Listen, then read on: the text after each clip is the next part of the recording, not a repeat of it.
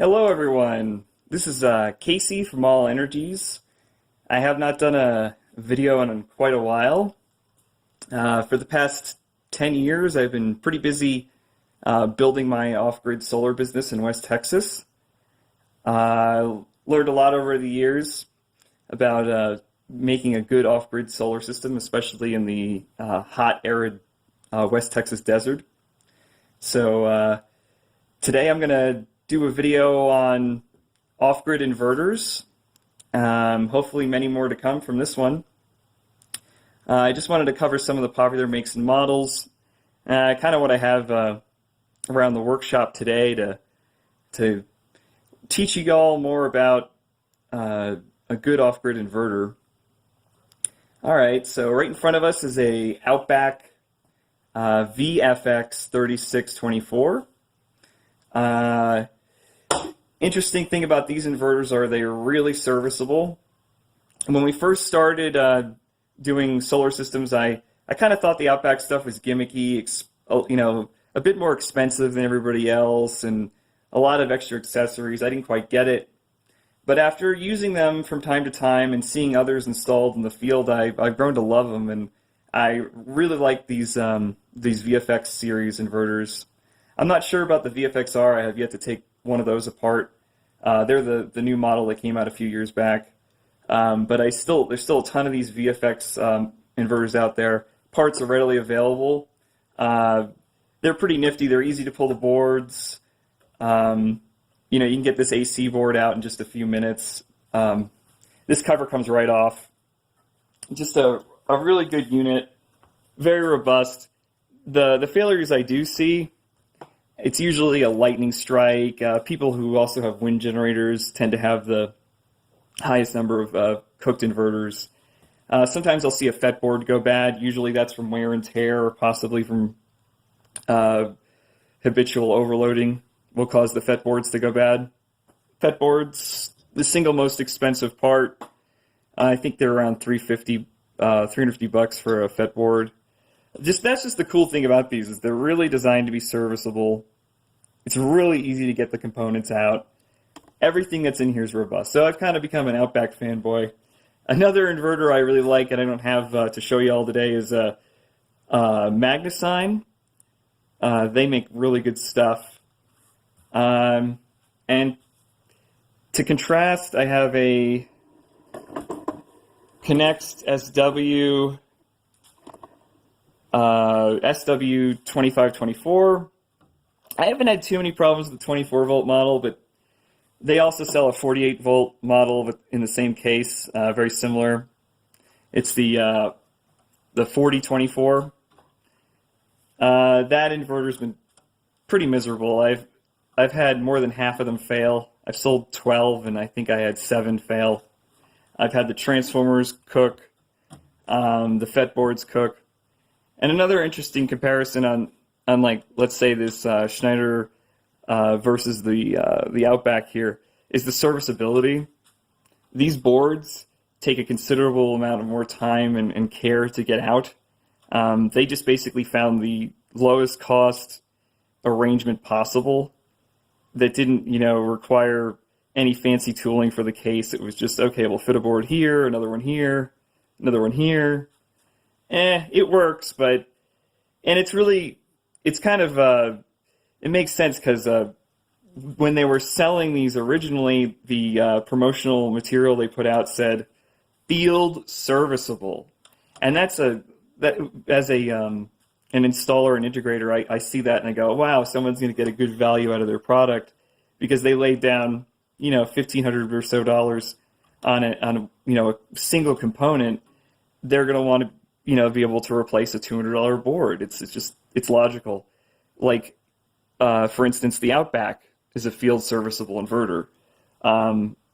This ended up being, I would call Outback for parts, and they said, I would talk to Schneider Electric, and they just said, no parts available, no parts available. So that was disappointing that they promoted field serviceability and didn't follow through. Some of the similarities, though, you see, pretty large inverter, most of the weight excuse me, a pretty large transformer. Most of the weight is this transformer. They're about 40 pounds of transformer here. So that's where your weight is coming from. These inverters weigh overall, like the Outback weighs around 60 pounds, and I'd say 45 pounds is this transformer. This one's about 50 pounds, and I'd say about 40 pounds is the transformer. So that's where your weight is. Another good topic to cover is low frequency versus high frequency. So these two inverters are what's known as low frequency. They operate their transformer at a somewhat low frequency. It means it has to be heavier. It used to be an efficiency handicap, but now they're operating them at a higher, lower frequency, sort of a compromise. I'll do a video on high frequency versus low frequency later, but I just thought I'd cover some of that right now. So you have your heavy transformer. Over here we have a high frequency inverter. And the vast majority of inverters out there, and especially the consumer level, are going to be high frequency inverters. They're good for the right application.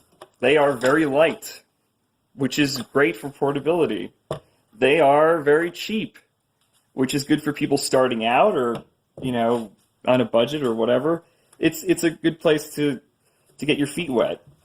But there are downsides. They are light, but the other thing is they don't have a charger function. At least none of the ones I've seen. They also have very, very little startup ability. The startup surge milliseconds, and the amount of startup surge they can handle is quite minimal. So this is a 1500 watt inverter. It claims a 3000 watt startup surge. Real world, it's more like 2000, 2500, and for not very long. That's one of the things. They also tend to be, the high frequency inverters tend to be fragile. There are some pretty robust ones out there, but this particular Cotech, anytime you went beyond it's beyond 3000 watts, it would cook. It wouldn't overload. It would cook the FETs, which are on this heatsink right here. One of the other elements about these high frequency inverters that makes them so light is look at the transformer. That transformer probably weighs a pound. And this is a 1500 watt inverter. So it's driving the transformer at a higher frequency, but you get less of the flywheel effect out of this, if you will. You don't have that startup surge. So that's one of the elements about high frequency. So less startup surge, really less continuous rating also. But they're cheaper, so they have their place. They're good for like cabins and single loads. Let's say I was going to run maybe fans and a computer. I wouldn't even really want a continuous load on this inverter exceeding 500 watts, even though it's a 1500 watt inverter. In most cases, the high frequency inverters are just overrated. Going back to the low frequency, you've got the ability to charge your batteries, which is nifty. So essentially, you hook these up to a generator or a grid input, and you can do a pretty good size charge. This one does, I think, a 50 amp. The Outback's right around there too, at 24 volts. So that's nice to be able to do that when you have a generator running, be able to charge your batteries.